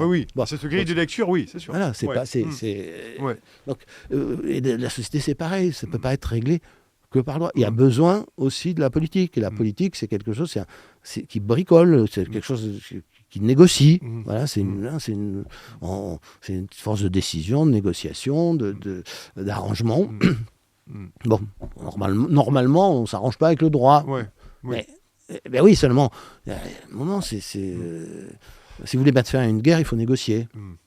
Sauf si vous êtes capable d'écraser l'adversaire. Bon, mais quand il a 6000 têtes nucléaires, c'est plus compliqué. Donc il faut négocier. Et donc, vous ne négociez pas avec le droit, mais vous négociez avec la politique. Hein. Donc, quand le droit, ça ne marche pas, on fait de la politique. Donc, vouloir dépolitiser, c'est extirper la volonté humaine de la conduite des sociétés. Ça n'est, en réalité, pas possible. Mais on s'est vertu à le faire depuis des décennies, de plus en plus. Voilà, donc, et ça ne peut pas durer, parce que à quoi sert de voter ? Mais les gens s'en rendent compte, d'ailleurs, ils y vont de moins en moins. Mais Et vous la voyez combien, d'ailleurs, l'abstention ? Est-ce que pour vous, c'est un acte politique aussi maintenant ? Avant, c'était un désintérêt. Maintenant, il y a quand même, j'ai l'impression qu'il y a quand même un acte politique aujourd'hui. Si c'est un acte politique, massif, mais je sais pas, une partie du peuple. C'est un acte politique, mais c'est un acte significatif. En tout cas, voilà, je veux dire, faut s'en inquiéter, quoi. Voilà, c'est quand ils votent, ils ont pas ce pourquoi ils ont voté. Et quand ils ne votent pas, les gens se plaignent qu'on ne leur demande pas leur avis, mais ils savent que si on leur demande leur avis, ça ne sert à rien. Donc, vous voyez, on est dans mais cette crise de la démocratie, elle est dans tous les pays occidentaux aujourd'hui. Voilà. Donc, il y a, à force de signer des traités, des accords, des conventions dont on dit qu'elles sont supérieures à la loi, ça sert plus à rien. Quoi, alors il reste encore quelques petits recoins comme la retraite ou l'indemnité chômage, et encore il y a la pression. Mais sinon, ça sert à rien. Donc si ça sert à rien, il n'y a plus moyen d'exprimer, là encore, pacifiquement, raisonnablement son opposition ou ses aspirations. Ça va finir par s'exprimer autrement. Je reviens à la 4e République, mais c'est exactement ça. Et avec une grande chance, il y avait De Gaulle à Colombey. Sinon, c'est les parachutistes qui auraient réglé le problème. Donc, et personne ne sait où ça serait allé, quoi. Voilà. Donc, on a de la chance en France. On a eu Bonaparte, 18 Brumaire. On a eu De Gaulle en 46 et en 58. Il y en a d'autres qui ont eu moins de chance. Ils ont eu Franco, Mussolini, Hitler, Staline. Non, mais voilà, ça sera peut-être pas toujours, on n'aura peut-être pas toujours autant de chance. On n'en a pas eu en juillet 40, ou en juin 40. Mais sinon, on a eu plutôt de la chance. Voilà. La prochaine fois, on aura peut-être moins de chance. Voilà. Mais donc, on joue avec le feu dans cette histoire. Et si on ne veut pas prendre déjà, avant tout autre d'ailleurs, ce problème à bras-le-corps, c'est-à-dire le problème de ce qu'on appelle la hiérarchie, notamment barbare, la hiérarchie des normes, c'est-à-dire quelle est la place que l'on donne aux lois votées par le Parlement ou par le peuple français par référendum dans la hiérarchie des règles qui organisent notre vie. C'est une vraie question, parce que si les juridictions écartent la loi française chaque fois qu'elle est contraire à une convention internationale, un traité, une directive, ça ne sert à rien. Sachant qu'on ne peut même pas les changer, puisque pour les changer, il faut l'accord des autres. Oui, l'unanimité. Alors parfois l'unanimité, mais parfois mais c'est encore pire avec les majorités qualifiées. Enfin, on peut plus. L'élection ne sert pas à changer. Et Emmanuel Macron parle depuis, on en parlait en antenne, mais depuis septembre 2017, de souveraineté européenne. Bon, mais ça, c'est une contradiction dans les termes. Parce qu'il parle de souveraineté européenne et de souveraineté française. Oui, d'accord, oui, bien sûr. De toute façon, je pense que la souveraineté ne se partage pas, mais bon, peu importe. Non, lui, il a un mantra permanent. Oui, mais parce que les Français, Emmanuel Macron, mais parce que d'abord, les mots, faut réfléchir au sens des mots. Dans le français, il y a deux mots, indépendance, souveraineté. S'il y a deux mots, c'est qu'il y a deux choses. Bon, déjà, on confond presque sans arrêt les deux. La souveraineté, c'est quelque chose dont on ne peut pas être privé. On ne peut pas être privé parce que c'est le droit pour une personne ou pour un peuple de dire non, quelles que soient les conséquences, en acceptant les conséquences. Alors, je me répète tout le temps, parce qu'à mon âge, on se répète, mais je l'ai dit plusieurs fois, mais vous savez, c'est l'homme révolté de Camus. Qu'est-ce qu'un homme révolté ? C'est un homme qui dit non. Pourquoi il dit non ? Non, parce que vous avez franchi une limite. Bon, donc l'esclave dit à son... Pourquoi l'esclave dit non à son maître ? Non, parce que vous avez franchi une limite. Il dit oui tout le temps, l'esclave. Alors, évidemment, il risque d'être tué, mais il ne peut plus. Voilà. À un moment, il dit non, et donc vous avez des révoltes d'esclaves. Bon. Puis c'est vrai pour toutes les révoltes. C'est vrai pour toutes les révoltes. Donc à force de ne pas avoir de limite, finit par... Mais ce droit de dire non, on ne peut pas vous l'enlever. On peut vous enlever les moyens de l'exercer, mais il vous reste toujours le fait que vous pouvez risquer votre vie. Quand les gens partent dans le maquis des Glières et qu'ils y restent jusqu'au bout, ils ont décidé qu'ils diraient non jusqu'au bout. Et personne ne peut les empêcher de dire non. Voilà, quand De Gaulle dit aux Françaises qui occupent Strasbourg à la fin au début de l'hiver 44, au moment de la contre-offensive allemande dans les Ardennes, De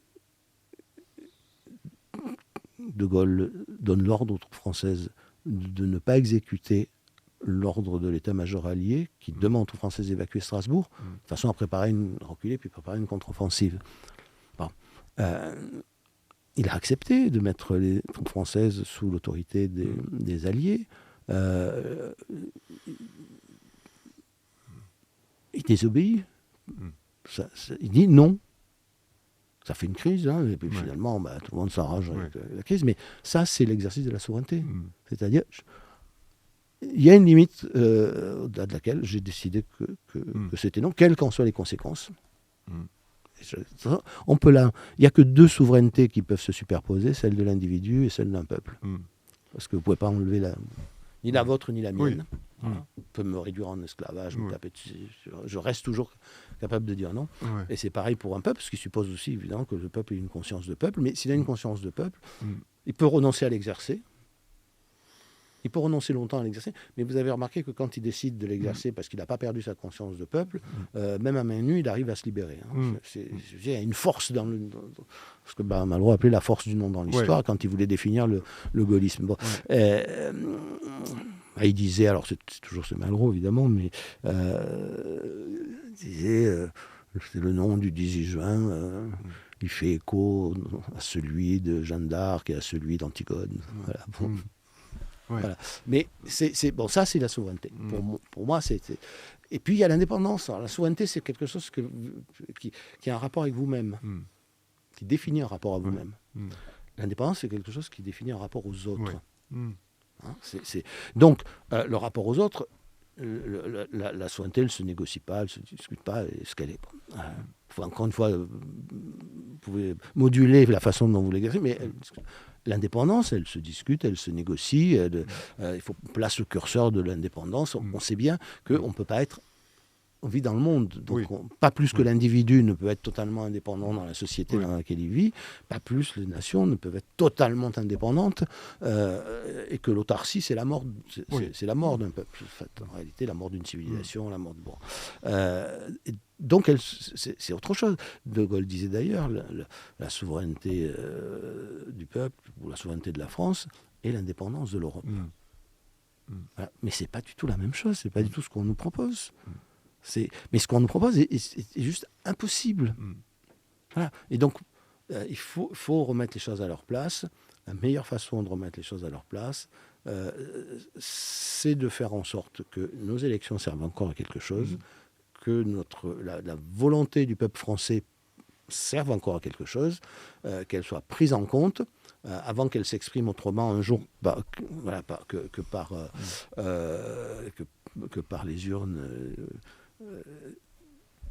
ou la protestation, la manifestation. Donc, et pour ça, il va falloir, à mon sens, changer notre Constitution. Il faut modifier l'article 55 de la Constitution. Alors, ça nous entraînerait un peu loin, mais l'article 55 de la Constitution qui dit que les traités sont supérieurs à la loi a été interprété très longtemps par la Cour de cassation jusqu'en 1975 et par le Conseil d'État jusqu'en 1989, de la manière suivante. On disait le traité est supérieur à la loi quand il est postérieur à la loi.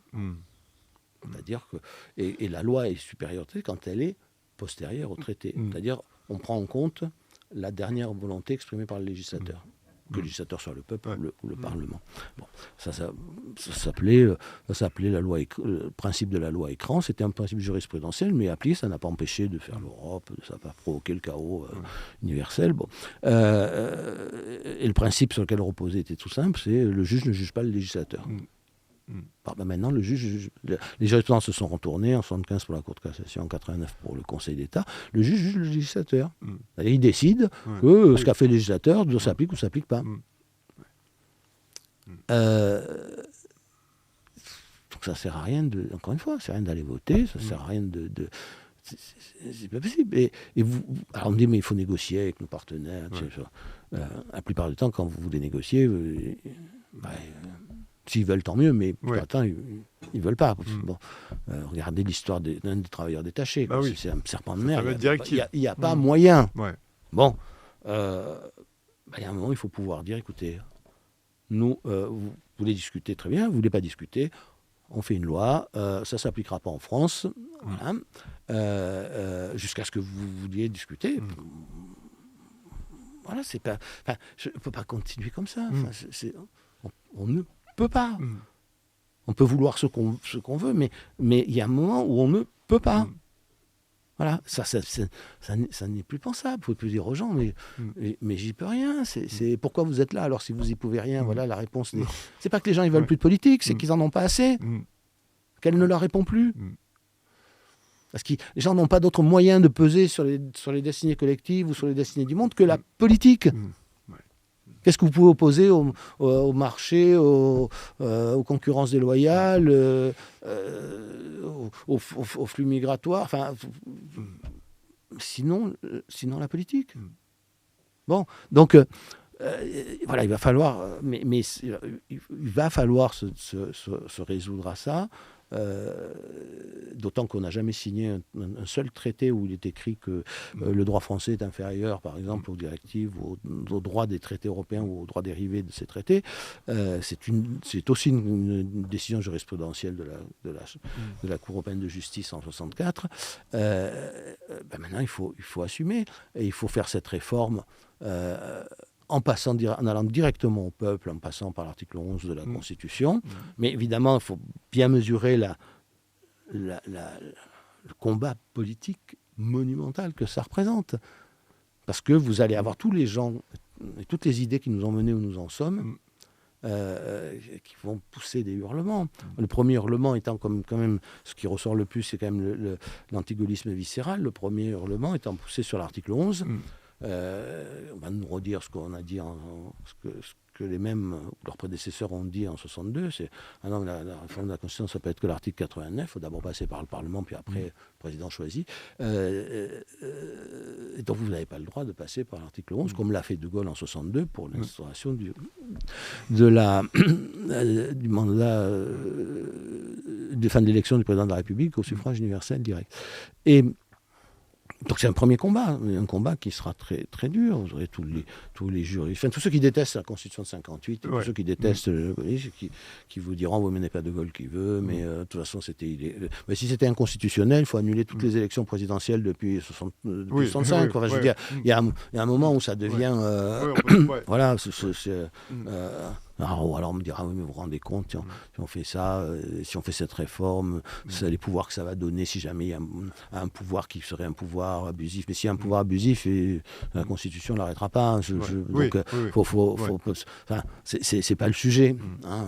Voilà. Mais ça, c'est un énorme combat. Enfin, faut bien comprendre que c'est très difficile à faire, tellement vous allez rencontrer d'opposition. Alors on vous dira, oui, mais alors ça détruit l'Europe. Ça détruit l'Europe que si c'est utilisé sans discernement. Mais, enfin, vous votez pour des gens, vous pouvez entendre du discernement. Si vous dites par avance, tous les gens qui vont gouverner n'ont pas de discernement, il faut en finir avec la démocratie. Dans ce cas, c'est pas la peine. Oui, c'est pareil pour les policiers, pour les juges. Moi, j'ai pas vu le discernement pendant la pandémie, mais justement, ça me pose un problème par rapport à ceux qui gouvernent.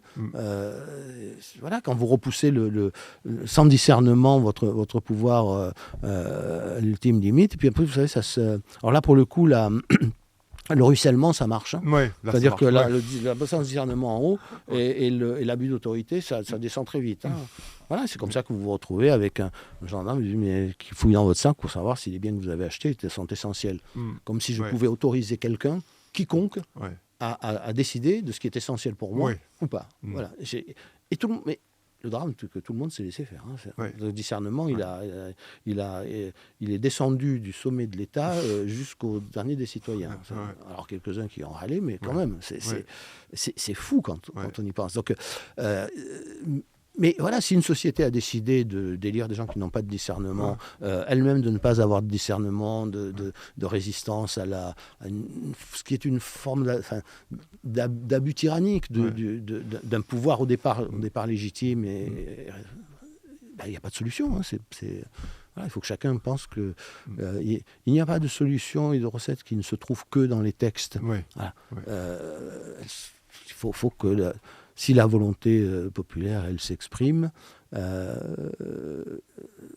ça veut dire que les gens ont décidé déjà de l'exprimer, et ensuite elle doit s'imposer. Voilà. Mais alors c'est dangereux, c'est-à-dire la volonté populaire, elle peut faire des... Voilà, mais vous savez, faut être bien conscient d'une chose, le peuple n'a pas toujours raison, la volonté populaire n'a pas toujours raison, mais elle a toujours le dernier mot. Oui, elle décide. Non, mais elle a le dernier mot, de toute façon. Et elle l'aura soit par les gens, soit par d'autres voies. Mais dans l'histoire, elle a toujours le dernier mot. Puisque le pouvoir... Macron semble croire le contraire. Mais c'est ça le problème. Enfin, c'est le problème. Je pense qu'en passant en force, les gens vont se résigner. C'est ça le problème. Mais il faut voir les conséquences. D'abord, vous usez l'autorité de la police. Vous usez l'autorité des gendarmes. Vous usez l'autorité de l'État. Vous usez l'autorité des institutions. C'est un kamikaze, Macron. Non, moi je ne veux pas rentrer dans... Je veux pas non, mais donner vraiment, des qualificatifs parce que dans cette façon de voilà. faire, on se dit jusqu'où il va aller, parce que c'est la question qu'on se pose tous. Jusqu'où il va aller? Mais c'est la question qu'on peut se poser tout le temps, ça. Ouais. Jusqu'où puis-je aller? C'est la question de la limite. On vient à Camus d'ailleurs. Hein. C'est la limite. Il n'y a rien qui puisse être poussé sans limite, sans déboucher sur le pire, sur les plus grands crimes. Je ne sais pas si on a encore 2 minutes. Oui, on a encore. C'était ma variation. Bon, alors, je vais finir sur une remarque à propos de la limite. Hein. Alors, la limite pour le gouvernant, c'est celle qu'il imagine au consentement. Mais cette question de limite, elle se pose à tout le monde. Il faut sortir. Enfin, on ne gouverne pas avec des absolus et on ne vit d'ailleurs pas avec des absolus. On peut mourir avec des absolus, mais on peut aussi tuer avec des absolus. Beaucoup. Voilà. Donc, il faut se mettre des limites. C'est un effort sur soi-même qui est indispensable à la vie avec les autres et même à sa propre vie. Bon. Camus, dans la pièce qu'il a écrite sur Caligula, a dit quelque chose que moi je trouve très profond, que je répète sans arrêt, mais en espérant qu'il y a peut-être une personne qui entendra et qui réfléchira, qui en tirera au moins en tout cas une conclusion personnelle. Après y avoir réfléchi. C'est comme le tragique et l'histoire, mais on dira peut-être un mot juste après. Mais dans la première scène de Caligula, on voit Caligula désespéré, il vient de perdre sa sœur est morte. Alors c'est toujours un peu ambigu les rapports entre Caligula et sa sœur, mais en tout cas il est désespéré. Arrive un de ses conseillers, il dit César, je voudrais te parler. Caligula il dit non mais pas maintenant, voilà, j'ai perdu ma sœur. En gros il est désespéré, donc il n'a pas envie de parler des affaires de l'État. Et le conseiller insiste et lui dit mais César, c'est très important dont je veux te parler. Non, mais c'est la chose la plus importante au monde. Alors il s'arrête, Caligula s'arrête de geindre, il dit, mais je vais me parler du trésor. Oui, César. On a besoin d'argent, oui. Ah, il dit, alors j'ai une idée. On va demander à tous les citoyens de l'Empire d'élaborer un testament en faveur de l'État. Puis comme il faut des ressources régulièrement, chaque année on en tirera un certain nombre au sort, on les exécutera. Alors, le conseiller est un peu effaré, quand même. Et Caligula lui dit, mais tu m'as bien dit que le trésor c'était la chose la plus importante au monde. Donc, c'est plus important que la vie humaine. Puis il lui dit quelque chose du genre... à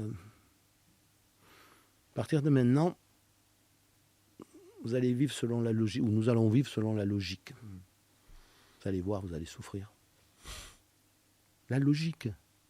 Ce qu'il dit est parfaitement logique. La logique, ça paraît inoffensif. Oui. La logique, ça doit être poussé jusqu'au bout. Ouais. Eh bien, poussez la logique jusqu'au bout. Et vous allez voir. C'est ce qu'il fait là. Je veux dire, ça doit faire réfléchir. Oui. Vous voyez, c'est avec la plus belle religion d'amour, avec l'Évangile, on peut faire des choses merveilleuses. On peut, au nom de l'Évangile, tuer des dizaines de milliers, des millions de gens. Si vous ne vous mettez pas, si vous pensez que votre vérité est un absolu, au nom de la vérité, vous pouvez tuer. Je veux dire, c'est la vérité, quoi. Il n'y a rien au-dessus. Si vous pensez que vous êtes le bien, mais le bien, il peut tout se permettre. Hein. Puisque c'est le bien, je tue pour le bien, donc je peux tuer. Donc, réfléchir où est la limite. Il arrive que, dans une guerre ou dans un... Mais même là, je voudrais finir par là, ça nous fait une ouverture sur l'international sans avoir à disserter sur l'actualité. Mais L'année dernière, j'ai écrit une tribune dans le Figaro, d'une page qui s'appelait Vers la guerre comme des somnambules. Et, qui a fait beaucoup parler, cette tribune. Hein. Oui, ça a fait parler. C'est le tour du monde, parce que quelqu'un l'a repris, même dans le New York Times. Enfin, bon, mais la plupart des gens qui ont hurlé sont intéressés à ce que j'appellerais à ce qui n'était pas forcément le plus important dans la tribune. Mais il y avait quelque chose que je trouvais, moi, absolument essentiel, juste pour que les gens réfléchissent, au lieu de s'enfermer dans des slogans moralisateurs qui, en réalité, sont le contraire de toute forme de morale. C'était je citais un petit texte de René Char, qu'il a écrit pendant la Résistance. Il était chef de maquis. Déjà, un poète chef de maquis, c'est intéressant. Et il raconte qu'un jour, il est avec ses maquisards au-dessus d'un village, sur les hauteurs d'un village. En bas, dans le village, les Allemands, ou les SS, je crois, viennent arrêter un de leurs copains qui s'est caché dans le village. Et il intitule leur texte « Horrible journée ». Et il dit tous les yeux de mes camarades de combat m'imploraient de tirer sur les Allemands. Et il dit là où on était, ils ne savaient pas qu'on était là, on pouvait tous les tuer. Et il dit je n'ai pas donné l'ordre. Je n'ai pas donné l'ordre parce que les Allemands seraient revenus, on les aurait tous tués là, et ils auraient massacré tout le village. Et il dit j'ai sacrifié notre camarade. Il dit peut-être au moment de mourir saura-t-il ce qu'est un village. Et voyez cette histoire, si vous la transposez dans ce à quoi nous sommes confrontés aujourd'hui, les gens qui vous disent nos valeurs morales, le bien, je suis bien, le camp du bien. Qu'est-ce qu'ils font dans cette situation? Qu'est-ce qu'ils nous appellent à faire? Je tue les SS. Pourquoi? D'abord, quand même, c'est pas moi, je porte pas de responsabilité dans cette affaire. C'est pas moi qui suis allé les chercher. Ils sont venus nous envahir. Bon. Oui. Et puis le SS, c'est un salaud, il n'y a pas pire. Bon. Ouais. Donc, moi, j'ai pas de responsabilité dans les conséquences. J'ai ma bonne conscience pour moi. Oui. Je tue le salaud. Donc c'est bien. Ce qui arrive après, c'est de leur faute. De leur faute à eux, parce qu'ils sont là, de la faute de ceux qui viendront massacrer le village. Je n'ai aucune responsabilité, je n'ai pas de poids sur ma conscience. Et pourtant, au moment de prendre cette décision, vous décidez bien, et de la vie des SS, et de la vie de votre camarade, et de la vie des villageois. Bien sûr. Là, ça s'appelle un dilemme tragique. Bien sûr. Avec un engrenage. C'est un dilemme tragique. Ce dilemme tragique, il est le commencement de toute morale, parce qu'il signifie que vous vous sentez responsable des conséquences de ce que vous allez faire dans une situation où il n'y a pas la bonne et la mauvaise solution. C'est-à-dire que vous livrez à au cas de conscience. Voilà. Ce que nous proposent certains, c'est la bonne conscience. Encore une fois, la bonne conscience. Je tue les nazis. Conscience, voilà. Et le reste. Et après. Voilà. C'est la morale. Elle est dans le cas de conscience. Quelle que soit au fond la décision que vous allez prendre, elle n'est jamais dans la bonne conscience. Voilà. Si simplement les gens pouvaient réfléchir à ces deux choses, les limites qu'on se fixe et le cas de conscience qui vaut mieux que la bonne conscience. Toujours mieux. Merci beaucoup, Henri Guénaud, pour ce grand entretien. Merci d'avoir accepté mon interview, et merci d'être passé par les studios de Putsch. Merci beaucoup. Merci à vous. Bonne journée aussi. Merci à tous d'avoir suivi ce très très long entretien avec Henri Guénaud pour aborder tous ces sujets sans langue de bois. On vous remercie bien sûr d'être sur Putsch. Continuez vraiment à nous faire des dons. Nous, on se revoit très vite pour une nouvelle émission et 2 nouvelles émissions au pluriel. Merci à tous. Merci de votre fidélité. Allez, bye bye et vive la démocratie. Salut.